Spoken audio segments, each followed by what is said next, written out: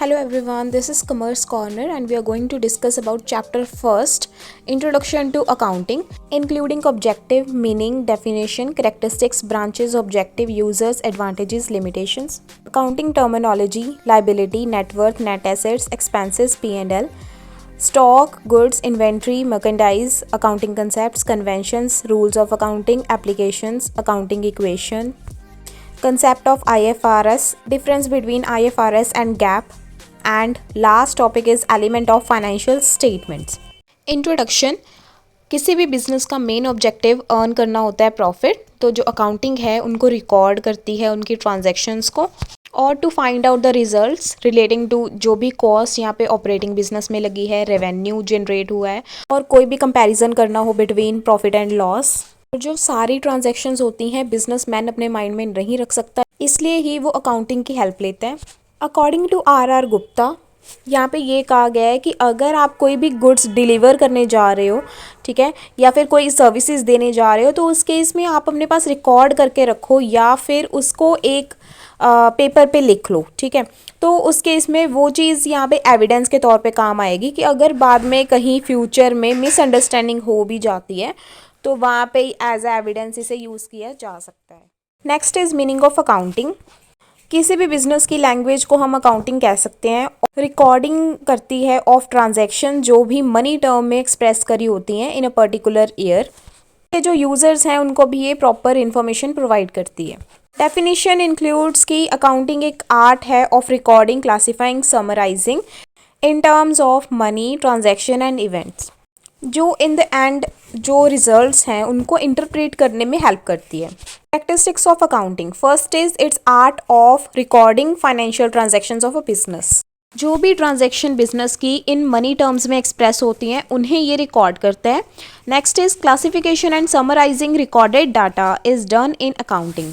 तो जर्नल्स की हेल्प से हम रिकॉर्डेड डाटा को एक क्लासीफाइड फॉर्म दे सकते हैं, जैसे लेजर में होता है, trial balance and financial statements में होता है। Next is third point, data are recorded in terms of money. जैसे फाइनेंशियल डाटा को एक्सप्लेन किया जाता है और रिप्रेजेंट किया जाता है इन मनी टर्म्स में, यानी जैसे सेल हो रही है 100 आर्टिकल्स की, 50% रेट है उसका, तो हम कह सकते हैं कि 5000 उसकी मॉनेटरी वैल्यू होगी, ठीक है। अकाउंटिंग इज साइंस ऑल्सो, क्योंकि ये एक सिस्टमेटिक वे में होता है, ठीक है। सबसे पहले जर्नल बनता है, देन जर्नल से लेजर बनता है, लेजर को यूज करके trial balance, P&L and balance sheet बनाई जाती है, then P&L prepared after a period to find the results of business. उसके बाद बैलेंस शीट को हम यूज़ करते हैं to know financial position of business, ठीक है। इस करके इसको हम साइंस कहते हैं। Next is fifth, analysing and interpretation of the results done in accounting. तो ये सिर्फ रिकॉर्ड नहीं करता, क्लासीफाई और समराइज भी नहीं करता, बल्कि इसके अलावा एनालाइज, इंटरप्रेट भी करता है रिजल्ट्स को, और जैसे सेल प्रॉफिट के ऊपर फोरकास्टिंग करनी हो तो वो भी ये हेल्प करता है। Branches of accounting. First is financial accounting. तो ये ओरिजिनल फॉर्म है अकाउंटिंग की। ये रिकॉर्ड करता है ट्रांजैक्शंस को इस तरह कि जो उसके रिजल्ट्स हैं वो एक स्पेसिफिक पीरियड के दौरान ही मिलेंगे आपको, ठीक है, और ये फाइनेंशियल पोजीशन को भी शो करता है। Then cost accounting. किसी भी प्रोडक्ट की कॉस्ट को एसरटेन करना इन स्पेसिफिक पीरियड, तो उसे हम कॉस्ट अकाउंटिंग कहते हैं। ये रिकॉर्ड करता है रॉ मटेरियल को जो भी यूज़ हुआ है, और लेबर को क्या पेमेंट करी है, और अदर एक्सपेंसेस को। Management accounting. तो अकाउंटिंग हेल्प करती है मैनेजमेंट को भी। जो मैनेजर्स हैं वो फाइनेंशियल डाटा को देख के फोरकास्ट कर सकें और प्लानिंग कर सकें फॉर फ्यूचर बेनिफिट के लिए। Accounting process. First is identifying, measuring, recording, classifying, summarising, analysing and interpreting and communicating. Identifying, only business related transactions यहाँ पे प्लेस करी जाती हैं बुक्स ऑफ अकाउंट्स में। किसी की भी पर्सनल ट्रांजैक्शन यहाँ पे इंक्लूडेड नहीं होंगी, चाहे वो owner, share holder, managerial personnel या फिर एम्प्लॉयज़ की क्यों ना हो। मेजरिंग, ये पहले भी किया कि मनी टर्म्स में ही ये डाटा को रिकॉर्ड करता है, अदरवाइज जैसे ऑनेस्टी हो गया उसको रिकॉर्ड नहीं कर सकता। रिकॉर्डिंग, सबसे पहले हमने आइडेंटिफाई कर लिया, देन मेजर कर लिया, उसके बाद रिकॉर्डिंग का टाइम आता है, वो जर्नल से होता है, यानी कि book of primary and original entry. Classifying, तो क्लासिफिकेशन डन होती है विद हेल्प ऑफ लेजर या जर्नल लेजर। देन समराइजिंग, फिर जो भी बुक ऑफ लेजर बने होंगे उसकी हेल्प से हम ट्रायल बैलेंस मेंटेन करेंगे, जिसमें समराइजिंग ऑफ ऑल लेजर्स देखने को मिलेगी। ट्रायल बैलेंस को कहा जाता है कि ये फाइनेंशियल स्टेटमेंट का बेसिस है, यानी कि फाइनेंशियल स्टेटमेंट में क्या क्या चीज़ें आती हैं, P&L, balance sheet and cash flow statement.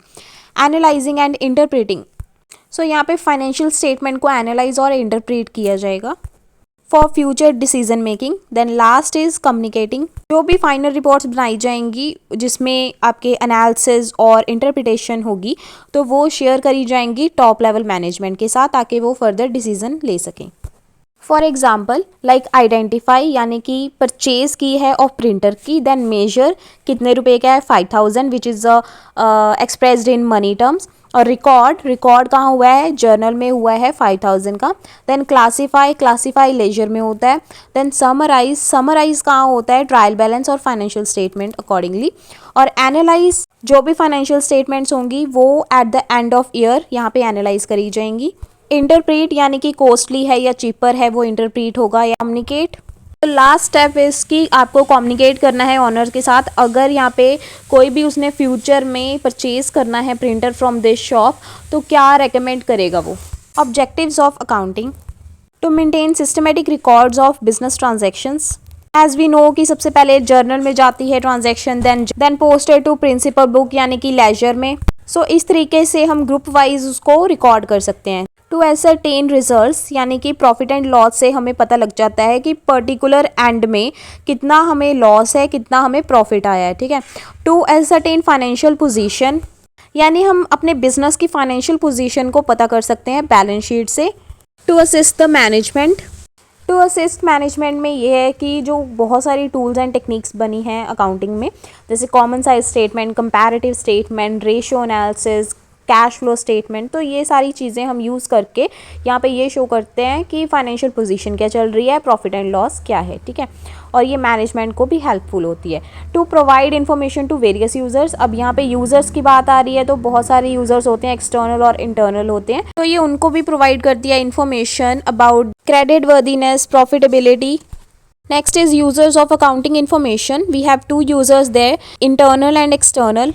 Internal users like shareholders, management, trade union and employees. External users like creditor, investor, lender, government, tax authorities, stock exchange, media, business consultants. Shareholder वो person या entity होती है जो company की shares को own करती है and उसके पास वोटिंग का राइट होता है, decision making. Also he has right to know about financial position of company and operational results. Second is investors. Accounting information investors को हेल्प करती है कि उन्हें इस कंपनी में पैसे लगाने चाहिए या नहीं लगाने चाहिए through their financial position. Management, accounting information को ये देखकर डिसाइड किया जाता है कि ये कंपनी अपने फंड्स के साथ डिफरेंट अपॉर्चुनिटीज़ को अचीव कर सकती है या नहीं कर सकती है। कुछ डिसीजंस हैं यहाँ पे, salary hikes, appraisals, bonus, expansion of business, launching of new products, marketing decisions, investment related decisions, dividend decisions, continue और discontinuance decision। इन सारे डिसीजंस को लेने के लिए अकाउंटिंग डेटा की डेप्थ में नॉलेज होनी ज़रूरी है, तो इसलिए ताकि प्रॉफिटेबल और फ्रूटफुल डिसीजन लिया जा सके। Next is trade unions and employees, ये डेटा को यूज़ करके ये एक्सेस करते हैं कि उनका जो करियर ग्रोथ है वो हो सकता है और अप्रेजल अपॉर्चुनिटीज़ कितनी मिल सकती हैं इस कंपनी में काम करके। नेक्स्ट इज क्रेडिटर्स में लैंडिंग डिसीजंस इजीली लिए जा सकते हैं with help of accounting data और इन्हें पता लगता है कि जो फाइनेंशियल कंडीशन चल रही है उस कंपनी की वो क्या है, यानी कि अगर वो इस कंपनी में इन्वेस्ट करेंगे तो वो रिस्क फ्री होगा या नहीं होगा, ठीक है। टैक्स अथॉरिटीज़, फाइनेंशियल स्टेटमेंट से उनकी टैक्स लाइबिलिटी का पता लग जाता है। देन कस्टमर्स, सो प्रोडक्ट की अवेलेबिलिटी का पता लगता है विद द फाइनेंशियल डाटा और accounting information of that company, तो इसके साथ लॉयल्टी बनी रहती है। एंड अगर इन केस ड्यूरेबल प्रोडक्ट हैं तो आफ्टर सेल सर्विसेज मिलेंगी या नहीं मिलेंगी तो ये भी यहाँ से पता लग जाता है। एंड ये एवेलुएट कर सकता है फाइनेंशियल हेल्थ को ताकि कंफर्म कर सके कि फ्यूचर में जाके इस कंपनी की मार्केट प्रेजेंस होगी या नहीं होगी। देन गवर्नमेंट एजेंसीज यूज़ करती हैं अकाउंटिंग इन्फॉर्मेशन को, चाहे वो इंडिविजुअल कंपनी हो, इंडस्ट्री हो, स्टेट हो, कंट्री हो, ताकि वो डिफरेंट पॉलिसीज़ प्लान सेटअप कर सके। पब्लिक भी इसकी यूज़र है फॉर इन्फॉर्म डिसीजंस के लिए।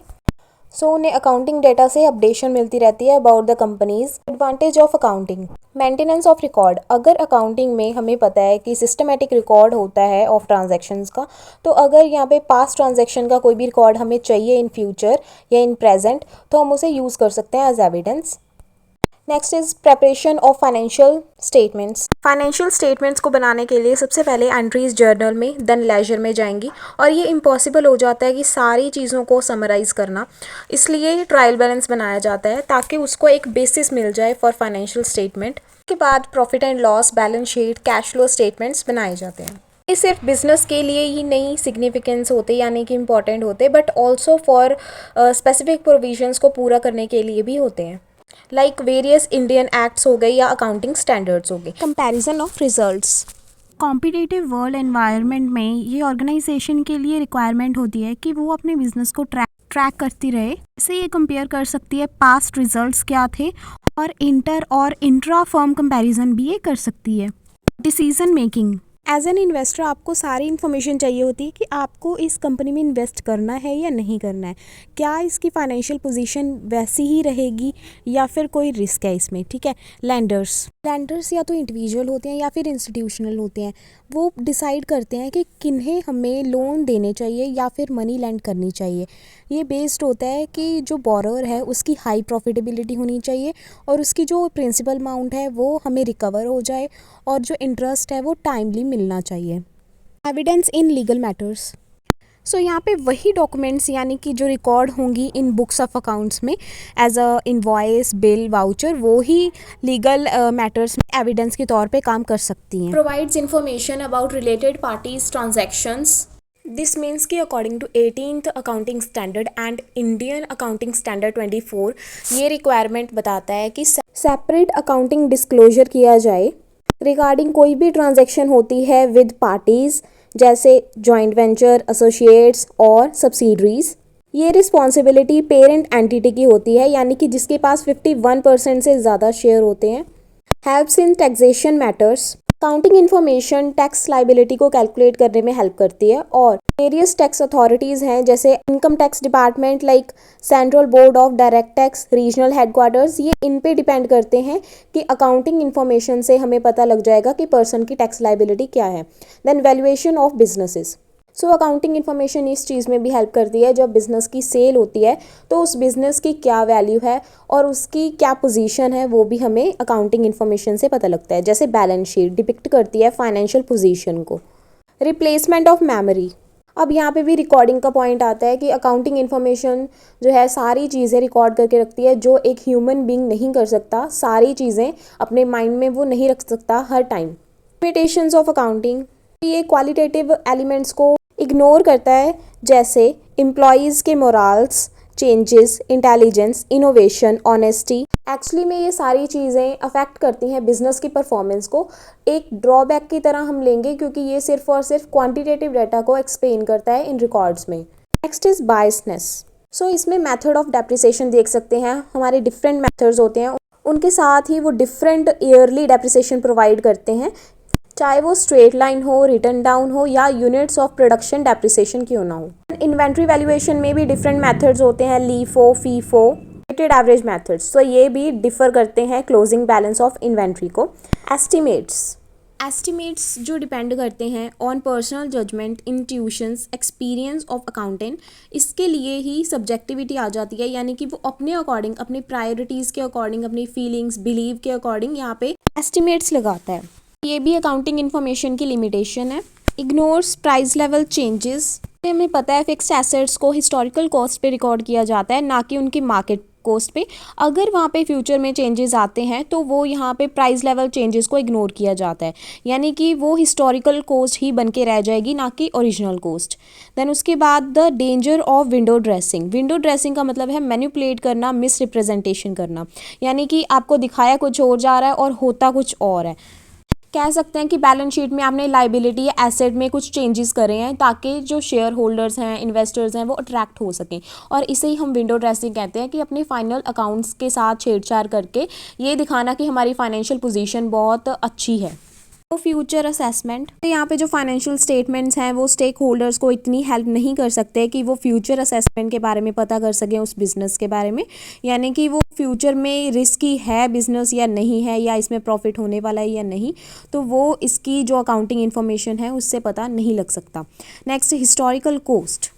सो ये हिस्टोरिकल कॉस्ट को यूज़ करती है, ना कि प्राइस लेवल चेंजेस को या फिर इन्फ्लेशन को, यानी कि अगर उसके मार्केट प्राइस में कुछ चेंजेस आ रहे हैं तो वो इसे कंसीडर नहीं करती है, ये जस्ट पुरानी कॉस्ट पे ही चलती रहती है। तो ये भी एक डिसएडवांटेज है जिसे पहले पढ़ा था। Then varied accounting policies, different accounting policy होने के कारण भी यहाँ पे फ्यूजन क्योस क्रिएट हो जाती है। जैसे हम फॉलो करते हैं अकाउंटिंग स्टैंडर्ड्स को और अमेरिकन यूज़ करते हैं गैप, ग्लोबल कंपनी है वो इंडिया में भी चल रही है, अमेरिका में भी चल रही है, तो वो कौन सी पॉलिसीज़ यहाँ पे यूज़ करेगी, तो ये कन्फ्यूज़न आ जाती है। वेरिफिएबिलिटी, सो इवन टुडे जो ऑडिट्स बनाई जाती हैं फाइनेंशियल स्टेटमेंट्स की, उनमें भी इतनी गारंटी नहीं होती कि ये करेक्ट हैं। These are all limitations of accounting information. Accounting terminology, business entity, ऐसी एंटिटी जिसकी एक सेपरेट एग्जिस्टेंस है, इसकी सेपरेट एंटिटी है, उसे हम बिजनेस एंटिटी कहेंगे। जैसे एक कंपनी की सेपरेट एग्जिस्टेंस है इन eyes of law. Next is you can add the Gautam Adani example also. Transaction, जब यहाँ पे एक्सचेंज या फिर ट्रांसफर होता है वैल्यूज़ का between two parties, that is called transaction. For example purchase, sale, receive, payment, paying bills, receiving incomes etcetera. Capital, you can say capital is equals to total assets minus total liabilities. जो भी amount commencement के दौरान जो money proprietor द्वारा उस business में लगाई जाती है उसे हम कैपिटल कहते हैं। एंड कैपिटल डिक्रीज हो जाती है विद ड्राइंग्स एंड इंक्रीज हो जाती है विद एडिशनल प्रॉफिट्स के दौरान। प्रोप्राइटर और ऑनर, जो पर्सन इन्वेस्ट करता है मनी या money's worth into business as capital और सारे रिस्क बेयर करता है, उसे हम ऑनर या प्रोप्राइटर कह सकते हैं। ड्राइंग्स, बिजनेस में से जब प्रोप्राइटर कुछ अमाउंट या फिर कोई एसेट्स को विदड्रॉन करता है, उसमें से निकालता है फॉर पर्सनल यूज़ के लिए, प्राइवेट डोमेस्टिक यूज़ के लिए, उसे हम कह सकते हैं ड्राइंग्स। जहाँ पे ड्राइंग्स होती हैं वहाँ पे कैपिटल की अमाउंट कम हो जाती है। एसेट्स, बिजनेस के ऐसे रिसोर्सेज, थिंग्स और राइट्स जो बिजनेस के कंट्रोल में होते हैं, उसके अंडर होते हैं for a future. These are categorized as tangible, intangible assets. First is tangible asset. Tangible asset वो होते हैं जिन्हें हम टच कर सकते हैं, फिजिकल अपीयरेंस होती है इनकी, like cash, property, building, equipments, machinery. Intangible assets यानी कि फिजिकल अपीयरेंस के बिना ये एसेट्स यहाँ पे होते हैं एंड इन्हें हम कह सकते हैं goodwill, copyrights, trademarks, patents. And इनकी वैल्यू कैलकुलेट करना डिफिकल्ट होता है। Tangible or intangible assets are on the basis of physical appearance. Next is current assets and non-current assets based on convertibility. So current assets क्या होते हैं, जो within a year cash में convert हो जाते हैं या फिर वो कैश ही होते हैं, और इन्हें हम शॉर्ट टर्म एसेट्स भी कह सकते हैं। ठीक है, जैसे cash in hand, cash at bank, debtors, stock, inventories. Next is non current assets, cash में इजीली कन्वर्ट नहीं होते, उन्हें हम नॉन करंट एसेट्स कहते हैं। कंपनी इन्हें यूज़ कर सकती है for more than 1 year, that is property, building, equipments, furniture. Then liabilities, so these are the claims of outsiders कि बिजनेस ने कुछ पैसे लिए हुए हैं, लाइक लोन्स लिए हुए हैं बैंक से, तो उनको इन्होंने लौटाने हैं, तो ये उनकी लाइबिलिटी बनती है, यानी बिजनेस अभी तक लायबल है। ठीक है, तो जैसे क्रेडिटर्स हो गए, bank overdraft, outstanding expenses, these are included in current liabilities, यानी कि 12 मंथ्स यहाँ पे दिए जाएंगे कि उनके अंदर अंदर आपको पे करनी है। Next is non current liabilities, इसमें बिजनेस के पास 1 साल से ज़्यादा टाइम होता है, like debentures, long term loans etcetera. And net worth, net assets, जो बिजनेस के एसेट्स हैं, टोटल एसेट्स हैं, वो कितने एक्सेस हैं ओवर इट्स टोटल लाइबिलिटीज़, उसे हम कह सकते हैं नेट एसेट्स और net worth. And it's also known as owner's capital. Owner's capital में हमने पढ़ा था कि वो total asset minus total liabilities होती हैं, वैसे ही ये हैं। देन एक्सपेंसेस, सो जो भी अमाउंट स्पेंड करी जाती है to earn income, these all known as expenses. Profit and loss, during the year अगर इनकम अर्न हो रही है वो एक्सपेंसेस से ज़्यादा है तो प्रॉफिट है, अगर एक्सपेंसेस से कम है तो वो लॉस है। स्टॉक, गुड्स, इन्वेंट्री, मर्केंडाइज, जो चीज़ें हम परचेज करके रखते हैं उसे हम सेल के लिए यूज़ करते हैं तो उसे हम स्टॉक कहते हैं। In other words stock use किया जाता है by business in manufacturing, selling और ट्रेडिंग। मीन्स कि उन चीज़ों से ये कुछ अदर प्रोडक्ट्स बना सकता है, यानी कि स्टॉक को यूज़ करके। और भी कह सकते हैं कि अगर उसने सारे प्रोडक्ट्स नहीं बेचे, ठीक है, बचे हुए गुड्स को हम स्टॉक कहेंगे। फॉर एग्जांपल अगर गारमेंट का बिजनेस है तो क्लॉथ्स क्या हुए, गुड्स हुए।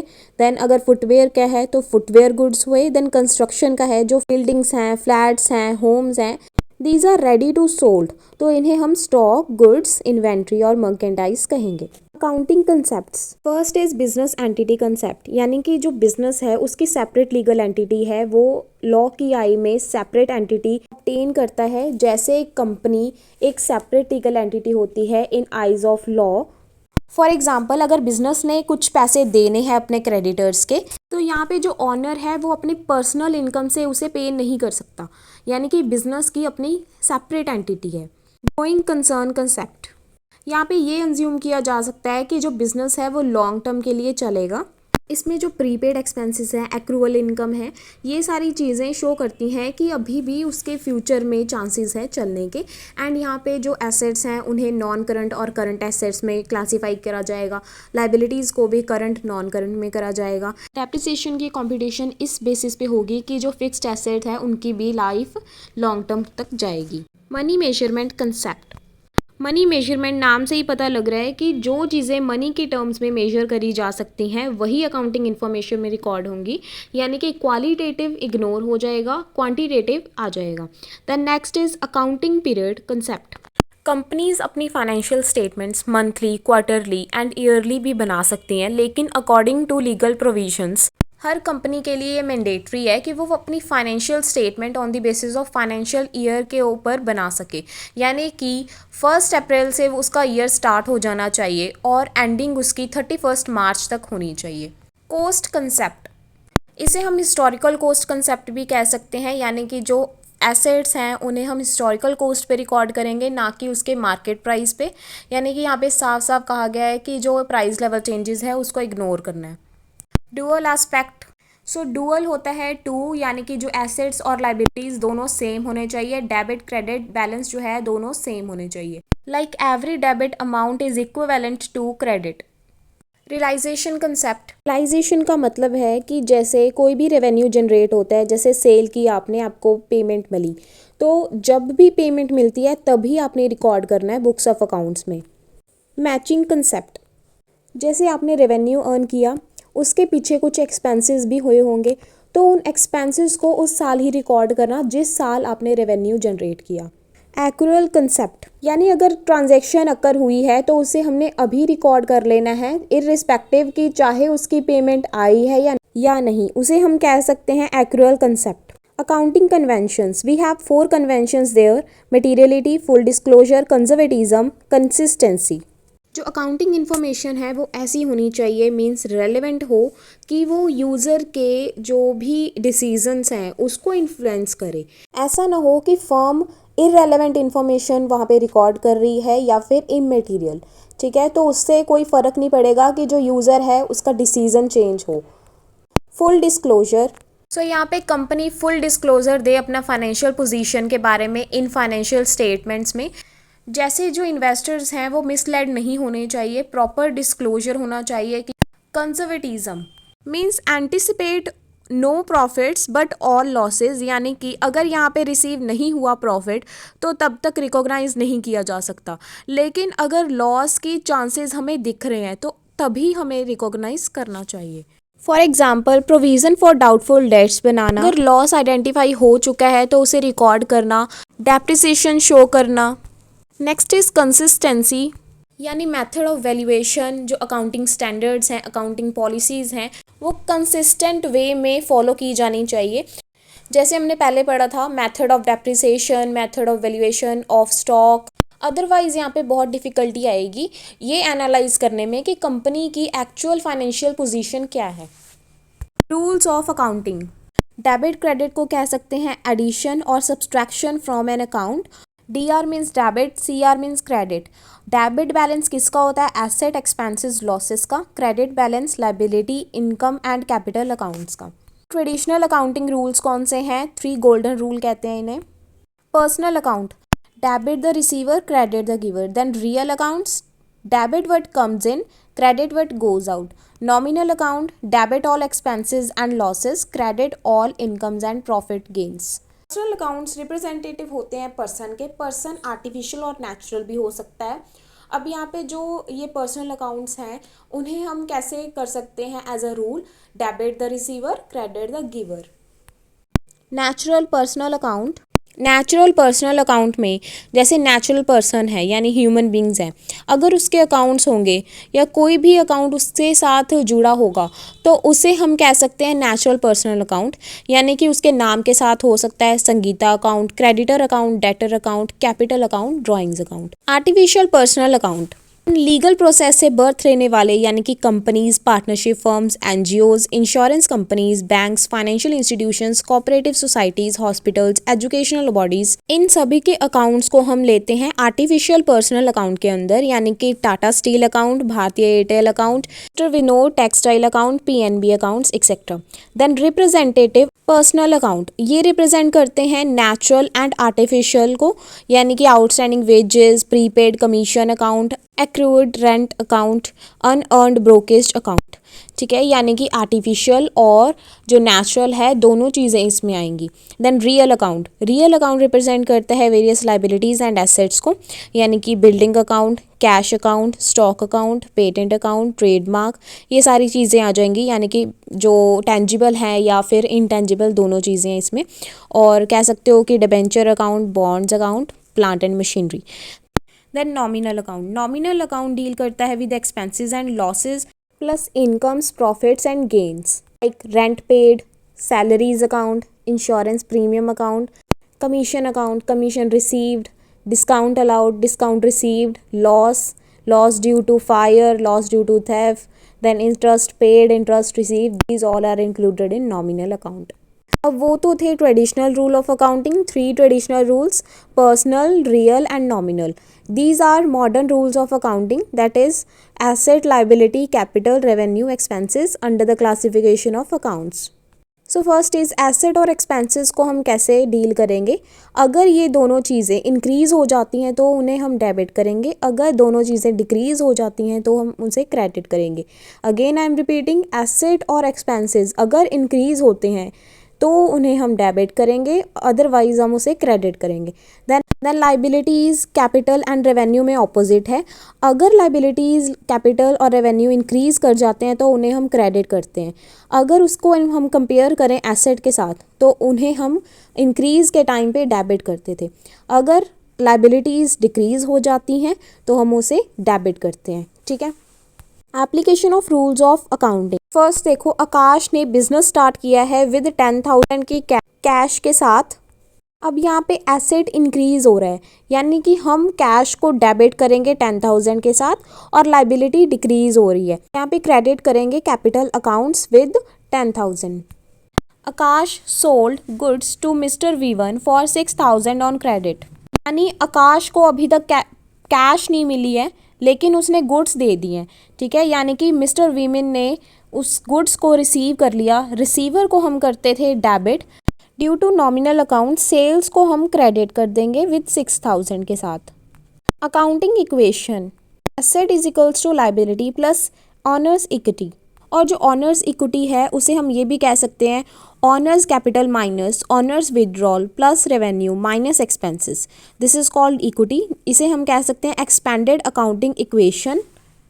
जैसे यहाँ पे देखो, एसेट्स का टोटल 35,500 है, लाइबिलिटीज़ और इक्विटीज़ का टोटल 35,500 है। इन हर समय इनका टोटल इक्वल होना चाहिए। Concept of IFRS and it's relevance. IFRS means international financial reporting standards, जो कि IASB द्वारा डेवलप किए गए हैं। एंड ये क्या है? ये रिकॉग्नाइज्ड अकाउंटिंग प्रिंसिपल्स और गाइडलाइंस हैं to create financial reporting, ensuring their transparency, comparability, consistency across different countries and industries. IFRS ने लोकल स्टैंडर्ड्स को रिप्लेस कर दिया इन मैनी कंट्रीज़ में। बिजनेसेस को और इन्वेस्टर्स को अलाउ किया कि वो अपनी फाइनेंशियल स्टेटमेंट्स को इजीली कंपेयर कर सकते हैं, और ये प्रोवाइड करता है as a common financial language for companies operating internationally. अब इसके की फीचर्स कौन से हैं? Principle based approach. जो IFRS है वो जर्नल प्रिंसिपल प्रोवाइड करता है कि कंपनी अप्लाई कर सके easily. Fair value measurement. IFRS fair value accounting को फॉलो करता है कि रियल टाइम वैल्यू पता लगे ऑफ एसेट्स एंड लायबिलिटीज़ की। Next is accrual basis accounting. Means जब ट्रांजैक्शन अकर हुई है तभी रिकॉर्ड हो जाएगी, चाहे उसकी कैश रिटर्न में मिली है या नहीं मिली। देन कंप्रीहेंसिव फ्रेमवर्क, ये कवर करता है financial statements, revenue recognition, leases and financial instruments and many more. Then relevance of IFRS। Global comparability. Common accounting standards होने के कारण अब इन्वेस्टर्स और शेयर होल्डर्स ईजिली कंपेयर कर सकते हैं फाइनेंशियल स्टेटमेंट्स को। And investor confidence. अगर कंपनीज ने स्टैंडर्डाइज फाइनेंशियल रिपोर्टिंग्स बनाई हैं तो जो इन्वेस्टर है वो भी अट्रैक्ट होगा और इन्वेस्ट करेगा पर्टिकुलर कंपनी में। Cross border trade and listing. Companies can list on multiple stock exchange and expand internationally with ease. Companies अपने ट्रेड को एक्सपैंड कर सकती हैं with help of these accounting standards. Regulatory compliance means for publicly listed companies के लिए ये compulsory हो गई है कि IFRS कंप्लायंस को फॉलो करना है according to some governments and regulators. Last but not the least relevance of IFRS is improved financial decision making, यानी clear and reliable financial reports help करती हैं मैनेजमेंट, इन्वेस्टर्स एंड एनालिस्ट को, ताकि वो inform decisions ले सकें। Then need of IFRS communicate cross border, जैसे हमने रेलेवेंस में किया। ग्लोबलाइजेशन बढ़ रही है तो कैपिटल मार्केट्स को ग्लोबली इंक्रीज करने के लिए IFRS को चुना गया। Accounting policies and financial reporting में एक कम्युनिकेशन बनाने के लिए यहाँ पे IFRS बनाया गया। देन कॉमन अकाउंटिंग लैंग्वेज बनाने के लिए, ताकि डिफ़िकल्टी ना हो डिफरेंट कंट्रीज़ में कि आपको कौन से अकाउंटिंग प्रिंसिपल्स फॉलो करने हैं। देन फैसिलिटेट करना investment climate for other countries. Then financial reporting of specific country को इंटीग्रेट करना। देन उसके बाद बिजनेस ग्रोथ में हेल्प करना to have a quality standard of MIS means management information system. Then ensure करना trust बना रहे बिटवीन शेयर होल्डर्स, ताकि वो इन्वेस्ट कर सकें इस कंपनी में। Who prepares and issue IFRS? So it is prepared by IASB। IASB कब बनी थी? 2001 में, जिसकी फुल फॉर्म है international accounting standards board. And पहले ये कमेटी थी, यानी कि इंटरनेशनल अकाउंटिंग स्टैंडर्ड कमेटी। इसने सितंबर 2010 में conceptual framework for financial reporting भी इशू किया है। And it also provide some basic practices under IFRS। Modes of IFRS compliances। It has two modes, adoption and convergence. Adoption means कि वो fully IFRS को follow कर रहा है जो IASB ने बनाया है। एंड कन्वर्जेंस मीन्स कि कुछ चेंजेस करके वो उसको फॉलो कर रहा है। लाइक यहाँ पे लिखा भी हुआ है कि अडॉप्शन में कोई भी यहाँ पे मॉडिफिकेशन नहीं होती। देन कन्वर्जेंस में यहाँ पे स्टैंडर्ड्स बनाए जाते हैं इन लाइन विद IFRS से मिलते जुलते यहाँ पे स्टैंडर्ड्स बनाए जाते हैं। सबसे पहले ICAI यानी कि institute of chartered accountant of India यहाँ पे इनिशिएट करता है IFRS को बिगिन करने के लिए 2006 में, ताकि ट्रांसपेरेंसी लाई जाए इन फाइनेंशियल रिपोर्टिंग में ऑफ इंडियन कंपनीज। देन ये जो मूव है IFRS का देन एक्सेप्ट किया जाता है by government of India. Then government of India जो है ICAI के साथ यहाँ पे कंसल्ट करती है, उसके बाद डिसाइड करती है कि कन्वर्जेंस विद IFRS को हम बिगिन करेंगे। While developing IFRS converged accounting standards means IND AS, यहाँ पे उन्होंने बेस्ट एफर्ट्स लगाए कि IFRS की तरह यहाँ पे स्टैंडर्ड्स बनाए जाएं। अब यहाँ पे ये डिसाइड किया गया कि 2011 से IFRS को फॉलो किया जाएगा, not by adoption as convergence. Converged accounting standards को नाम दिया गया फिर इंडियन अकाउंटिंग स्टैंडर्ड्स।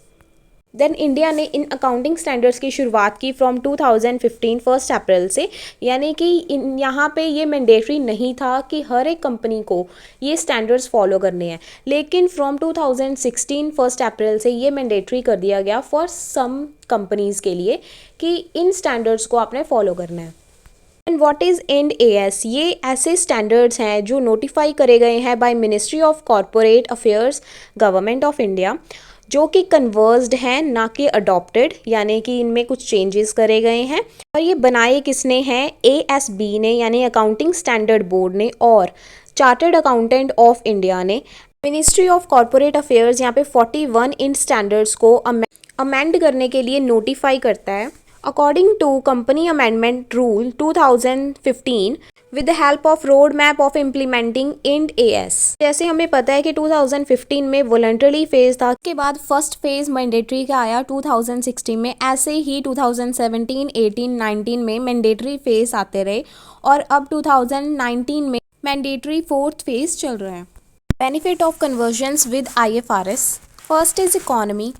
सो अगर कंपनीज ने फाइनेंशियल इंफॉर्मेशन में अपने पॉलिसीज़, रूल्स, स्टैंडर्ड्स फॉलो किए हुए हैं, तो ऐसे ही इन्वेस्टर्स भी यहाँ पे कंसीडर करेंगे उन इन्वेस्टमेंट के लिए उन कंपनीज़ को, चाहे वो फॉरेन है चाहे वो डोमेस्टिक कंपनीज़ हैं।